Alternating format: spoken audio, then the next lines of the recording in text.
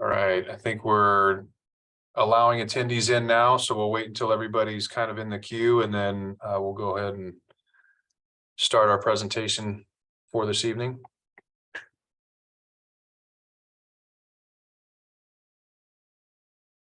Probably give it a minute just in case some folks are trying to find their way in through the link.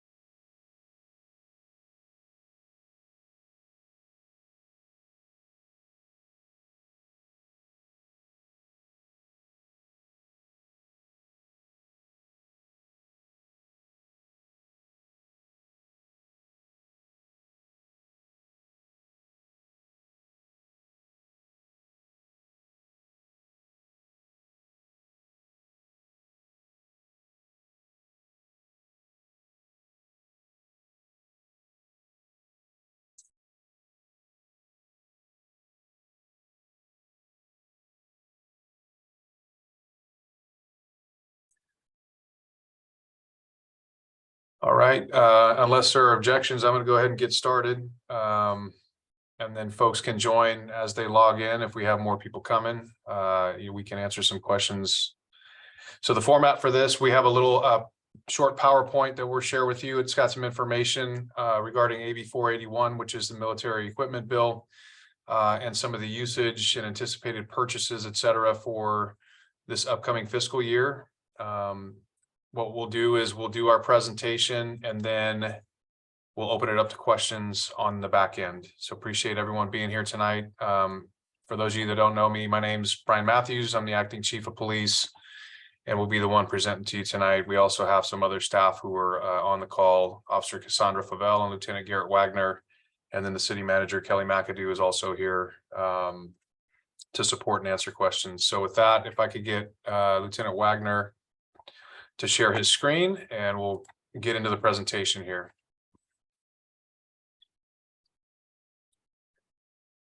Next slide, Garrett. So this is our purpose here tonight. We're going to provide some information and also a forum to have a discussion about Assembly Bill number 481. We also intend to answer questions regarding our specific funding acquisition and use of equipment considered military equipment under this bill.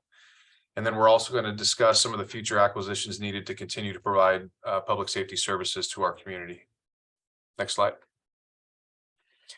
So I'm not going to read all this, but this is kind of a background summary of AB 481. Essentially, it requires us to obtain approval from our governing body, which in our case is the City Council, by adoption of a written policy and via ordinance at a public hearing. And so that happened last July. Council authorized our policy and our ordinance, which enabled us to continue to use the military equipment that we've had in our inventory for many, many years. It also requires us to submit an annual military equipment use report to the City Council. That's going to happen in June, and we'll get into that a little bit later in this presentation. It also requires us to review the military use policy and ordinance, and council must vote on whether to renew it on an annual basis. The other thing that we're required to do is conduct a public meeting to discuss this stuff. So that's what we're doing here tonight. Next screen, our next slide. So for our military equipment use, again, Council approved the ordinance and the policy in July of 2022. And so the data that we're sharing is from July of 2022 through March of 2023. When we get to council in June, there'll be a little bit more detail in this just because we have 2 months that we need to make up for between now and then. But as you can see, the equipment listed with the numbers following is our usage. And I want to make a distinction between deployment and usage. I know that has come up before.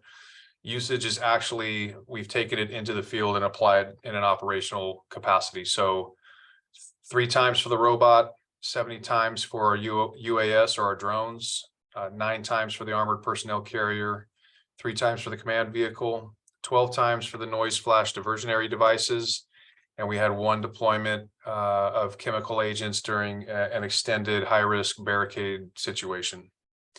And then the following military equipment that we have listed in our inventory was not utilized at all during this reporting period. I'll let you take a look at that before we move on to the next slide.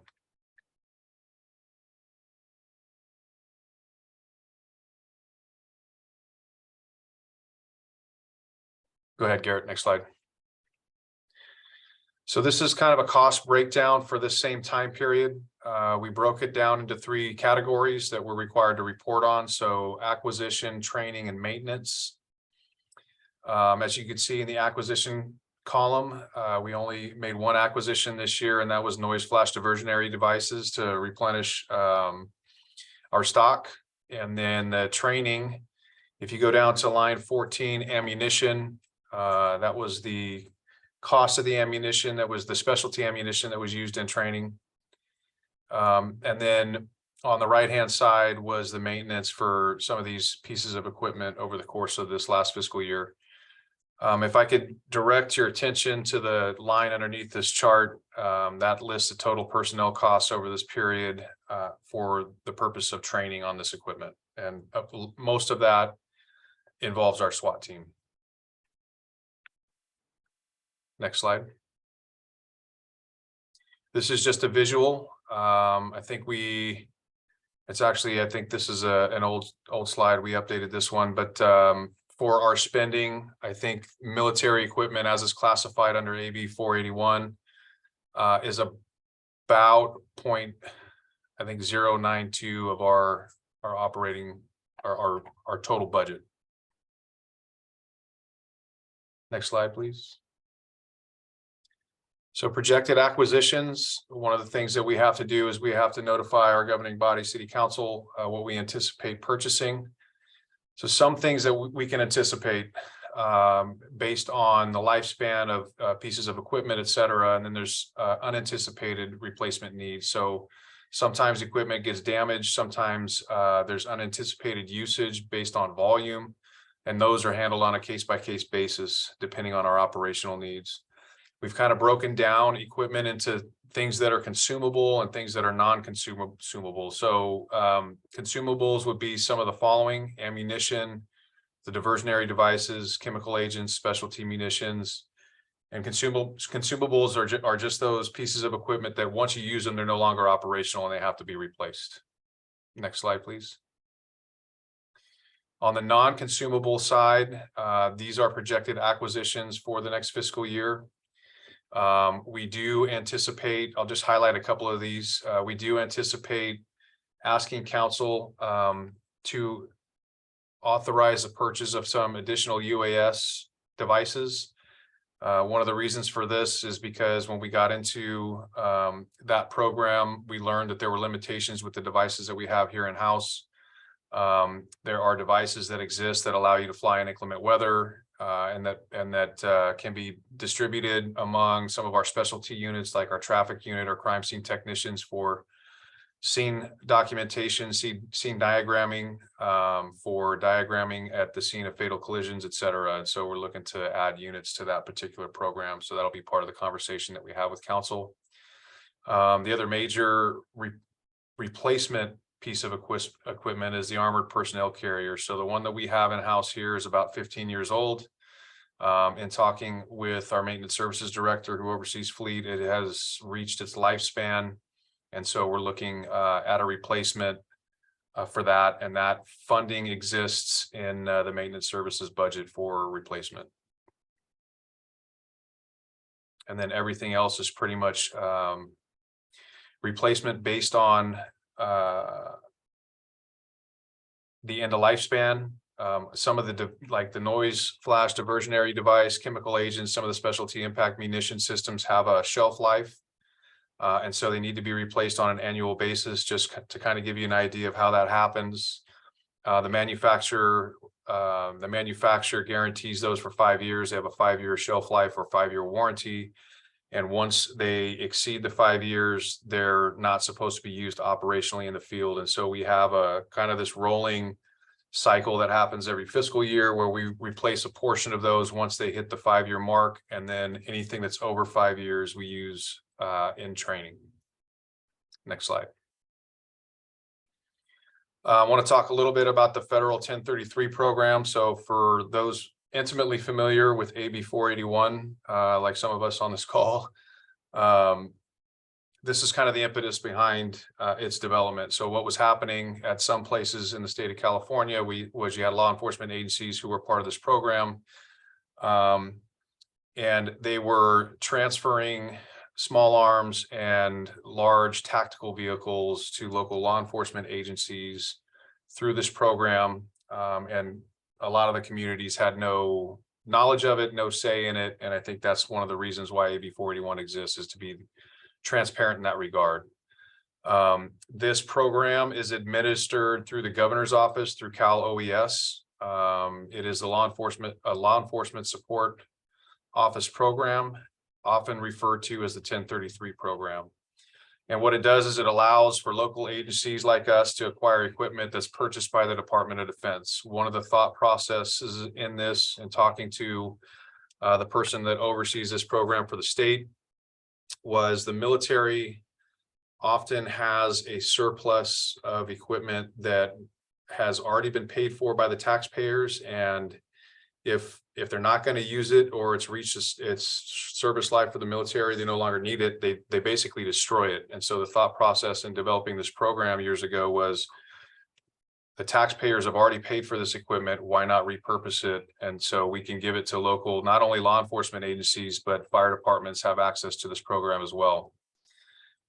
Most of the equipment in this program, it has nothing to do with weaponry, has nothing to do with tactics or tactical vehicles. Most of the equipment is uniforms, clothing, office supplies and furniture, rescue equipment. There are non-tactical vehicles, vans and trucks and things like that that people have access to. It was interesting talking to the presenter that we heard from the state last week, who said that I guess Governor Newsom has 2 airplanes that were transferred to the state through this program. So our intent is not to acquire weapons or tactical vehicles through this program. And even if it was the intent, we would still have to go through the acquisition and request process with the council.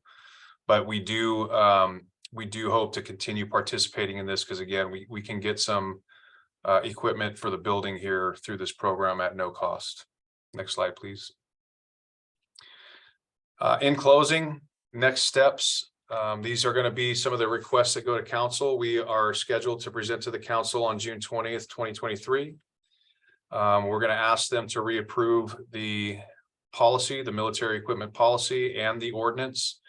Just want to highlight the fact that we are not asking for any changes to either of those documents. Those are going to remain the same. And then we're going to be asking for approval to replace and acquire the equipment we listed on the previous slide in the next fiscal year, and then to remain enrolled in the 1033 LESO program. And so that's kind of be the nature of the discussion on that night. We encourage everybody to be there and to participate. And with that, we'll go ahead and open it up to questions. Garrett, you can go ahead and unshare. And then do we have hands raised or questions? Chief, we do have one question. Has the annual report been posted? If yes, when was it posted? So we created a document that has all this information, and it has been posted to our website. It was posted, I believe, yesterday, or was it the beginning of the week, Cass? Yesterday. Yesterday. So that document is available for public consumption on our website. We will be doing a staff report that goes to council for the June 20th meeting, although it's really going to be the same information. So we encourage folks, and maybe, I don't know, Cass, can you drop the link to that in the chat? Again, what we're presenting tonight is a summary of what is contained in that document.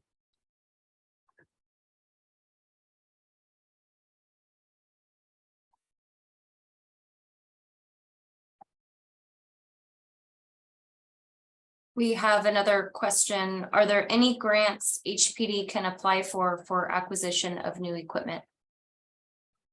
There are grants that we can apply for. In fact, some of the equipment that we have in our inventory, the 2 robots that I mentioned earlier, those were both acquired through UASI grant, which is a federal grant from the federal government. Urban Area Security Initiatives, I believe, is what UASI stands for. And so there are those opportunities that exist, and we're continually monitoring for those in the event that something comes up for equipment that we either need or would like to acquire. And we do have a hand raised. Cynthia.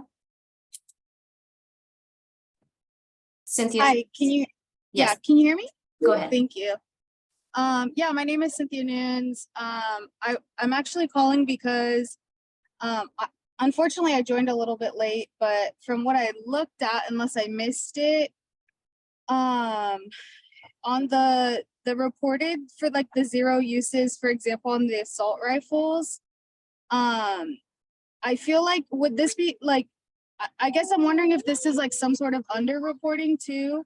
What I'm wondering is like, can y'all report back as well on like when a weapon was fired, not like deployed without firing?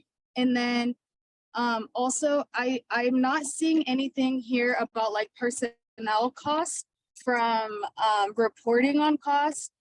And according to AB 481's requirements, like you do have to report like training and personnel cost as well. So will this be in addition to your presentation in June? Sorry, that was a mouthful. No, that's okay. Let me make sure that I answer everything here. So as far as the usage reporting, the numbers that we showed, we kind of talked a little bit about deployment versus usage. Deployment is when equipment is taken out into the field. Usage is when it's actually used operationally. And we're reporting on usage, which is what the bill requires. And so that's why we did not fire any of the specialty weapons, any of the rifles, like a carbine rifle in the field at all during this reporting period. On the subject of personnel cost, I think there was a slide, Garrett, if we can bring that back up, if you could share that.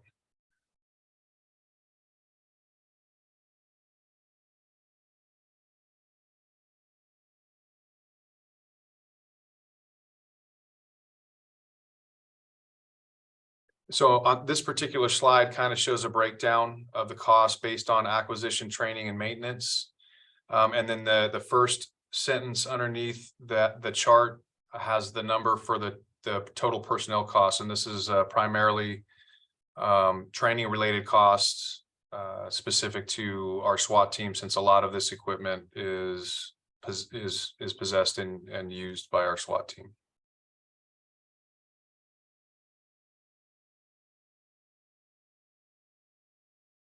Did that answer everything that you asked, Cynthia? Sorry, I wasn't able to unmute. Yeah, thank you. And then you said that oh, I see it, the link to the report. Yes. And then if I did want to like respond further, is it appropriate to email you? I'm happy to take email questions. Absolutely. Great. And then I don't know if you were on, but we are going to council on June 20th. There will be an opportunity on that evening for public comment. And then I think there's a way to submit comments even before the meeting that can be entered into the record. So this will be discussed publicly on the 20th of June. Okay, great. Thank you so much. Of course.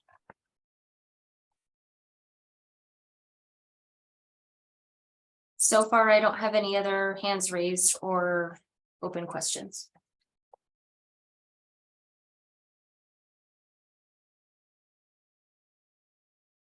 All right. Any other questions? Sorry, my lights like to go out in the middle of me talking. If there's not any more questions or any further dialogue that anyone wants to have, I don't know, City Manager McAdoo, are you good with us calling this? Yeah, I think if anyone has any other questions, we also have the opportunity for.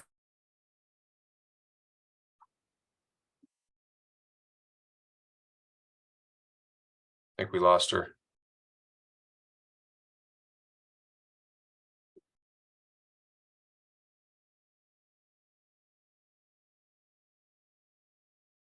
We have just one comment saying thank you for the presentation, and everyone should be able to see now under the question. I attached the link for the annual report.